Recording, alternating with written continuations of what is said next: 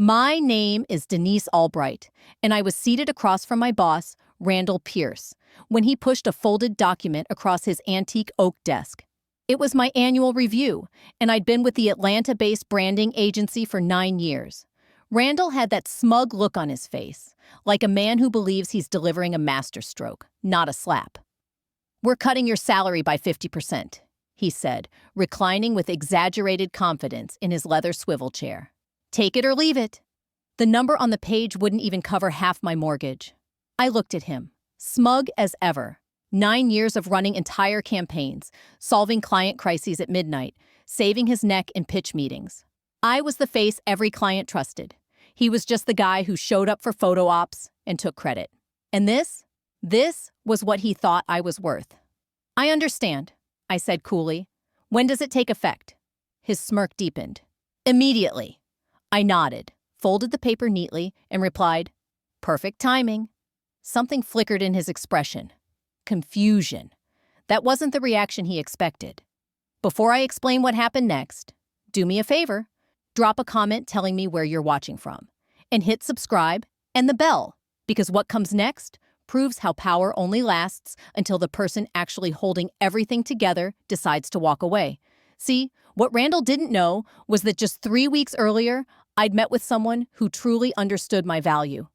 Her name is Monica Chen, founder of Phoenix Signal, the fastest-growing strategy firm in the Southeast. She'd been following my work for years. Not Randall's, mine. Over coffee, Monica said, "I don't want to hire you. I want to partner with you. I'm scaling fast, and I need someone who knows how to build relationships, not just pitch buzzwords." I hadn't said yes right away. I told her I needed time. But sitting in Randall's office, watching him casually toss away nearly a decade of loyalty, I realized this was the moment, the shift. Because Randall Pierce didn't build that agency. He inherited it. And what he never knew was I was the one actually holding it together. Randall Pierce thought having his name on the front door made him indispensable. What he never realized was that for the past 3 years, I've been the one quietly running the entire operation at that Atlanta branding agency. Not in title, of course. On paper, I was just the senior account manager. But in reality, every major decision filtered through me first. I was the one who solved crises before they ever reached Randall's inbox. Every client relationship worth keeping, I built it. One conversation, one follow-up, one saved campaign at a time. Take our largest client, Halston and Rowe. Their CEO, Curtis Halston, believes he has a direct line to the owner of our firm because that's the illusion I created. But when he calls in a panic about an ad rollout or branding misstep, he asks for me, by name. When he's impressed, the handwritten thank you notes come to my desk. Randall might be CC'd on email threads, but Curtis and I are the ones actually doing the work. Then there's Sierra Tech, our second largest client. I've been their go-to for 5 years. I know the founder's son just enlisted in the Navy. I checked in when his wife underwent heart surgery. When their Q4 projections exceeded expectations, I sent a custom congratulatory gift. Randall?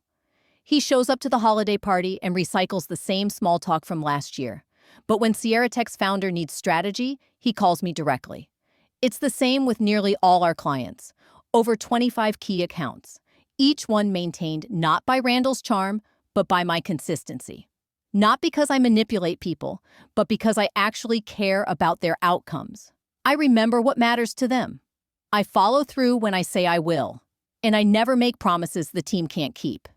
Here's what Randall never saw coming. The vendors and suppliers he relies on, they work with me too. Need rush printing? I call Rick at Cityline Graphics. Event catering? Lucia from Southern Table knows my number by heart. IT issue? Jamal from CoreWorks always asks for me because I treat his team like professionals, not repairmen. These aren't transactions.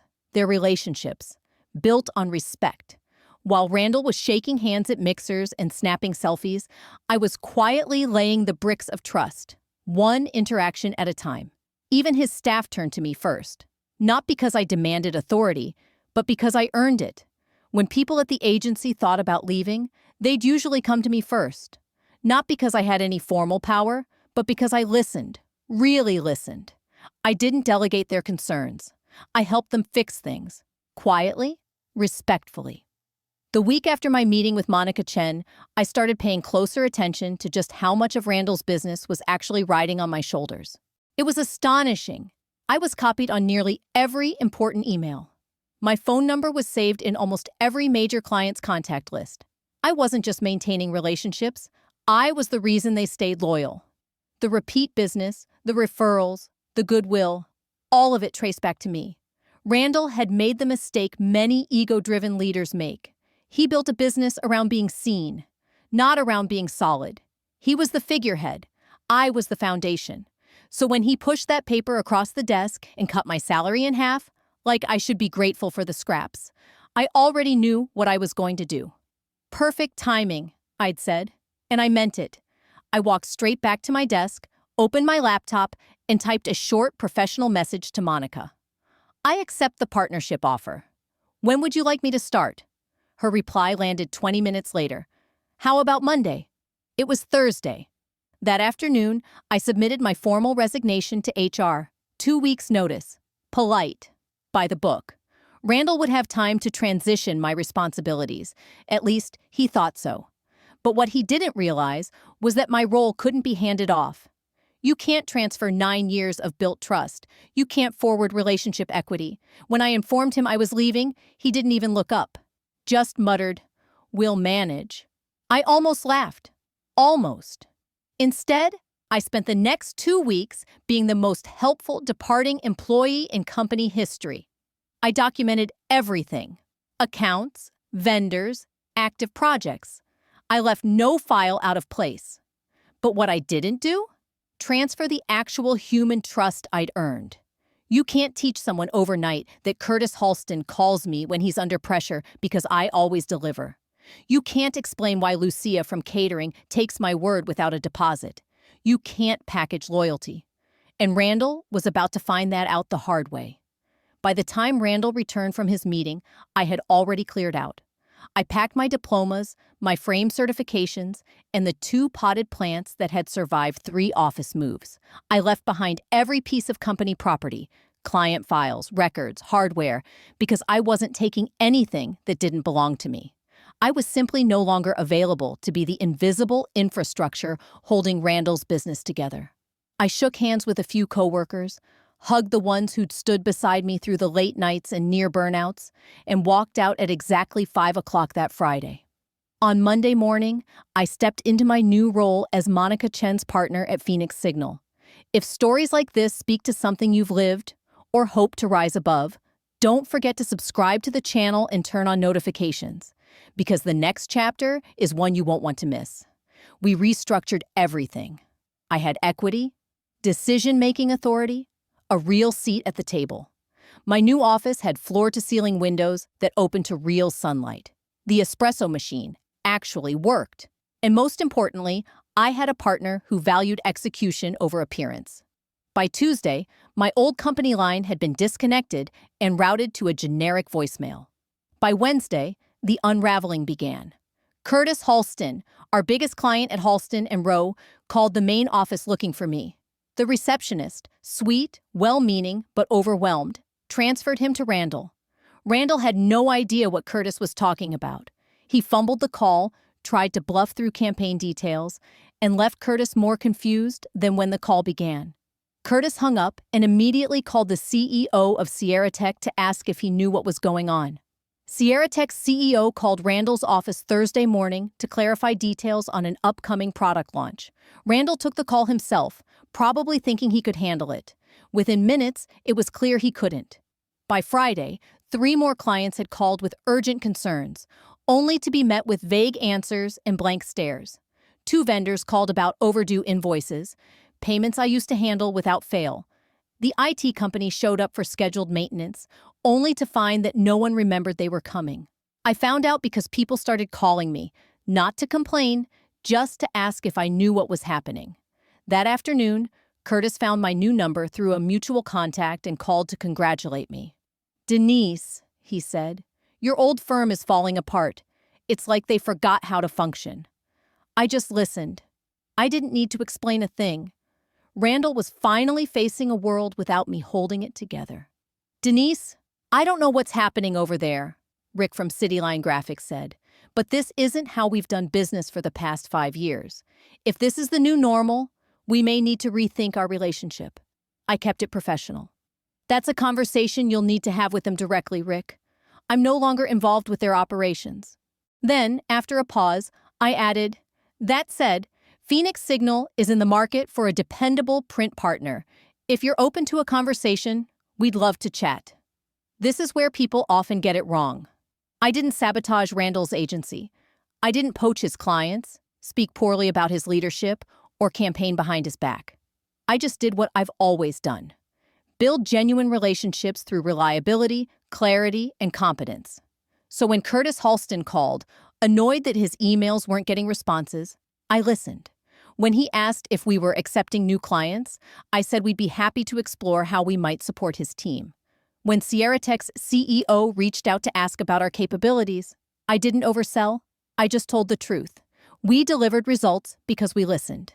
Within 3 weeks of leaving Randall's agency, Monica and I had 4 client meetings lined up. Not because I chased anyone, but because they found their current provider lacking. That's the power of real connection. People don't forget how you made them feel.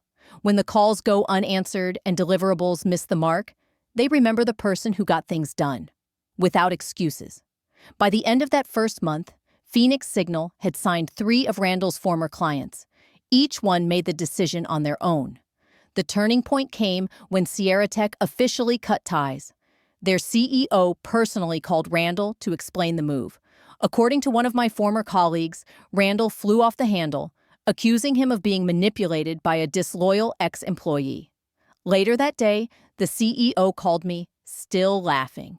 Denise, he said, that man spent 10 minutes ranting about loyalty and business ethics, but couldn't answer one question about our marketing strategy. That's when it really hit me. Randall hadn't just lost me as an employee. He'd lost the one person who ever understood his clients and made them stay. ChatGPT John Noy. Randall hadn't just lost an employee. He'd lost the person who translated between his ego and the actual demands of running a business. Without me, there to bridge the gap, clients were exposed to his shortcomings without a filter. Stories started reaching me through industry contacts. Randall showed up to a major pitch with the wrong deck, an outdated proposal we'd scrapped 6 months earlier. He promised deliverables his current staff had no way of producing because they didn't have the client history or insight to gather accurate requirements. He bungled a crisis for a retail client that I would have resolved in 3 calls. Every fumble made former clients even more appreciative of the steady, thoughtful service Monica and I were now offering at Phoenix Signal. And every interaction with Randall only reminded them that the real value had left when I walked out that Friday afternoon. About 6 weeks after my departure, I ran into Lauren, one of my former colleagues, at a local coffee shop in Midtown. She looked like she hadn't slept in days.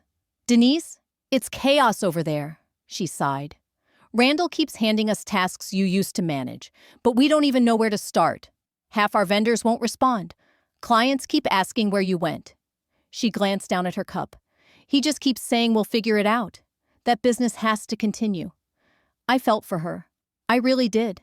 The staff wasn't the problem. They were caught in the fallout of poor leadership. Are you looking elsewhere? I asked gently. Everyone is, she said. But Randall's been throwing around threats. Non-competes, legal action, trying to scare people into staying. That's when I knew. He was panicking. Empty legal threats are a classic move when someone's lost control but won't admit it. Soon after, Monica and I started receiving resumes, unsolicited, from his team. I never recruited. I didn't need to. People were just looking for stability and leadership that respected them. Within a month, we hired 3 of Randall's former employees. They gave proper notice. Their contracts were clean, and they came eager to work somewhere their skills would be appreciated. Each one brought valuable insight, not secrets, but deep operational understanding developed over years. And then came the final domino. Curtis Halston called. Denise, we've tried for 2 months, he said, but working with your old agency now feels like talking to strangers. They don't get our business. They don't even try. Every conversation at Randall's agency now starts from scratch. Clients are paying premium rates for service that feels amateur and disconnected. So when Phoenix Signal officially signed the Halston and Rowe account, Monica and I became the fastest-growing marketing firm in Atlanta. In just 3 months, we'd gone from a boutique team of 5 to a respected name in the Southeast market. And all of it stemmed from one misguided decision: Randall Pierce thinking slashing my salary would put me in my place. The last time I saw him was at a regional networking event about 4 months after I left. He looked rough, drawn face, forced smile, stress seeping through the edges of his once confident posture. When he spotted me across the room, he actually tried to approach. "Denise," he said, "we need to talk." I kept my tone polite but firm. "I don't think there's anything left for us to discuss, Randall." "You destroyed my business," he said, a little too loud, drawing the attention of nearby colleagues. I met his eyes, calm, clear. "I didn't destroy anything," I said. "I just stopped fixing everything." And in that moment, I watched the truth register on his face. For nearly a decade, Randall had run a company where his most critical skill was staying out of my way. When he pushed me out, he didn't just lose a senior manager, he lost the only person shielding his clients from his own incompetence. He hadn't lost the company because I took it down. He lost it because he was never really running it in the first place. The room had fallen quiet. People nearby were listening, absorbing the reality that every industry professional eventually learns. Sustainable success isn't built on charisma, titles, or family legacies. It's built on competence, relationships, and consistency. I nodded politely and walked away, rejoining Monica as she spoke with a potential client from Dallas. 6 months later, I heard Randall had been forced to sell what was left of his firm to a holding company. The name disappeared. His father's legacy vanished with it. And here's the part most people misunderstand. I didn't set out to ruin Randall Pierce. I never needed revenge. All I did was stop holding him up. Now, 2 years later, Monica and I run a firm with 47 employees, 2 offices, and a 6-month client waitlist. Forbes named us one of the top women-led agencies redefining the modern marketing landscape. ChatGPT John Noy. The Atlanta Business Chronicle had just named me Entrepreneur of the Year. But what came next wasn't another award or client milestone. It was a twist I never saw coming, and it had everything to do with Randall Pierce. Remember how he was forced to sell what remained of his agency? At the time, I didn't know who the buyer was. Turns out, it was Meridian Holdings, a massive corporate investment firm known for acquiring struggling businesses, stripping them for assets, and either flipping them or shutting them down. Randall didn't walk away with much, just enough to cover his debts and maybe 6 months of living expenses. Not quite the legacy he probably envisioned when he inherited his father's company. For about a year, I heard very little. Occasionally, someone would mention spotting him at a networking event, trying to rebrand himself, but no one took him seriously. The story of what had happened was industry legend by then. Then, about 8 months ago, something strange started happening. I began getting calls from headhunters asking if I had any insights on Randall Pierce's professional history.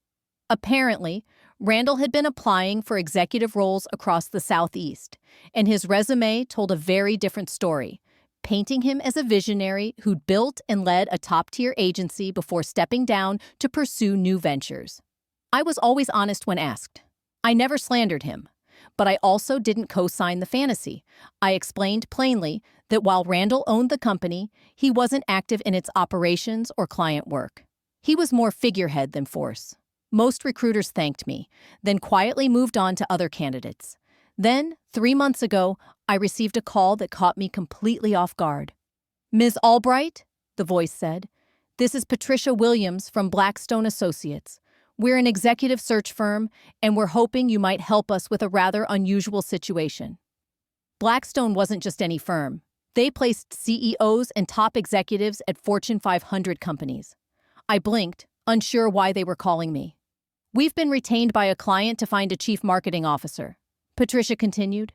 "Based on our research, we believe you might be the perfect fit." I was flattered, but puzzled. "I appreciate the call," I said, "but I'm already a partner in my own firm."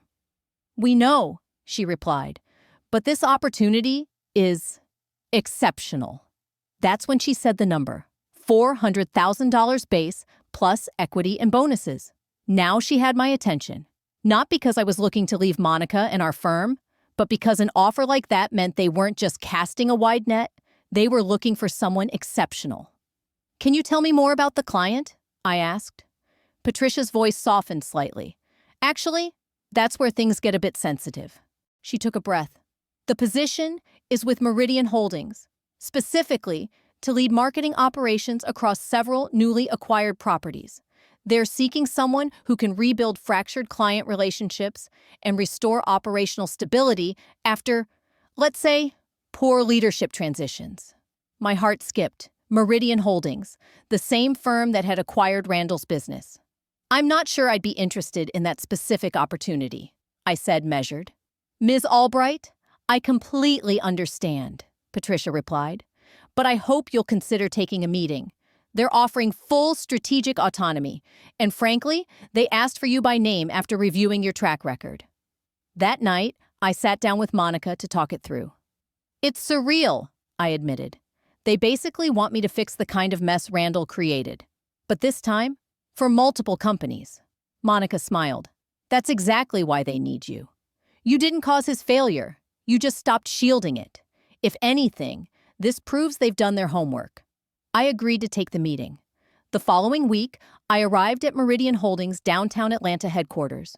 Floor-to-ceiling windows, polished steel accents, views of the entire skyline. Patricia greeted me in the lobby and took me up to the 42nd floor. That's where I met David Chen, the regional director overseeing recent acquisitions. He was nothing like I expected. Calm, mid-40s, well-prepared, and refreshingly direct. "Denise, thank you for being here," he began. "I want to be upfront about why we're so interested in you." He opened a thick folder and laid it on the conference table. "In the past 18 months, Meridian has acquired 7 small to mid-sized companies, most of them in decline when we stepped in. Across all of them, we've identified the same failure patterns: talented people being overlooked, client trust neglected, operations handed over to ego-driven managers who couldn't deliver real results." He flipped through the reports, slides filled with data, case studies, outcomes. In every case, we found that the businesses didn't fail because of weak markets. They failed because the wrong people were in charge. David continued flipping through the pages of his report, pausing as he pointed to a graph that showed a clear dip in client retention and revenue stability. "What we found," he said, "is that the true value of these companies wasn't in flashy branding or leadership charisma. It was in the relationships and operational knowledge held by mid-level professionals. People like you once were, but they weren't being empowered or compensated properly." I nodded slowly. I already knew this, of course. I had lived it. "When we tried to implement standard recovery plans," David went on, "we hit a wall. The trust was gone. The people who built the real value had already left, or were too demoralized to help." "And you want me to help identify and keep those people," I said. "Exactly. But more than that, we want you to create a repeatable model, a framework for rebuilding businesses that have lost their spine. Not through micromanagement, but by recentering operations around competence and relationship integrity. You understand that on a level most executives miss." He leaned forward, clasping his hands. "We studied what happened at Randall Pierce's firm," he said, "not to assign blame, but to learn from it. Your departure triggered a complete collapse. Within 6 months, revenue dropped, client churn increased, vendor reliability eroded." He slid another folder across the table. "Here's what surprised us most. Clients who transitioned to Phoenix Signal didn't just stay with you. They reported stronger results than they'd ever received under the previous agency." I blinked. "Even though I was just working within someone else's structure back then?" "That's exactly it," David said. "You didn't just maintain those relationships. You elevated them, even under constraint. Now imagine what you could do with full authority." He laid out the offer. $400,000 base salary, bonuses that could double that, equity stakes in any company I helped rebuild, a dedicated team, full strategic control over marketing operations across all properties. I'd report directly to him. But then he added something else. There's one more thing, Denise. Something that might feel personal. He opened a final folder. 3 weeks ago, we acquired another struggling marketing firm. The general manager made the same mistakes. Employees leaving, clients unhappy, total dysfunction. Then he paused. The manager's name is Randall Pierce. My heart skipped. The manager's name is Randall Pierce, David said. I stared at him, stunned. You acquired Randall's new company? Technically, he never owned it, David clarified. He was brought in as general manager by a group of investors. They assumed his experience running a prior agency would be an asset. When that setup fell apart, the investors contacted us about acquiring the business. He slid a folder across the table, filled with financial summaries and operational assessments. The company has potential, he continued. Solid client base, good infrastructure, a few very capable team members. But the same pattern has emerged: low morale, eroding client trust, fragmented systems, all tied to leadership breakdown. I sat back. This wasn't just surreal, it felt scripted by the universe. You want me to take over the company where Randall still works? I asked. David nodded. We want you to rebuild it from the ground up. As for Mr. Pierce, that decision would be entirely yours. Full control over staffing, leadership, and structure. The irony was poetic. I could become Randall's boss. I could decide if he stayed or went. It was the ultimate full circle moment, a perfectly staged opportunity for revenge. But here's what surprised me most. I didn't want it. Not because I wasn't hurt by what Randall had done, not because I thought he deserved another chance, but because accepting that role would mean devoting energy to fixing a mess created by someone who never respected mine. And I wasn't doing that again? David, I'm deeply honored, I said sincerely. The role is important, and the offer is generous. But I've spent too much of my career cleaning up after someone else's ego. I'm finally building something that's mine, with people who lead through integrity. David nodded. He didn't argue. I understand, he said. We had to make the offer, because you're exactly the kind of leader we want running these companies. As I rode the elevator down, Patricia accompanied me. Can I ask something? Off the record, she said. Of course. When David mentioned Randall Pierce, your face changed. Was there history? I smiled as the door slid closed. There was, but it's exactly why I said no. Actually, it was the opposite, I told her as the elevator descended. That history didn't make the offer harder to turn down. It made it easy. Because the best revenge isn't getting power over someone who tried to break you. It's building something so strong, their opinion of you no longer matters. 6 months later, Monica and I opened our third office, this time in Charlotte. Phoenix Signal had grown to a 63-person team, including 12 former employees from companies Meridian Holdings had acquired and restructured. Our client portfolio now included multiple Fortune 500 accounts. We'd been approached by 3 separate investment groups interested in funding our expansion into the West Coast. And then came an invitation I never expected: to deliver the keynote at the National Marketing Association's annual conference, an audience of 1,500 top-tier professionals, on sustainable growth and authentic leadership. Randall will probably be in that room. He still shows up to events like that, still handing out business cards like it's 2008, still trying to network his way into relevance. If he's there, he'll watch me walk on stage and be recognized for the very expertise he ignored. And honestly, that no longer makes me angry, because here's what I've come to understand about real success. It's not about revenge. It's not about making someone regret underestimating you. It's about creating something so deeply rooted in integrity and value that their recognition becomes irrelevant. The best revenge isn't sabotaging someone who wronged you.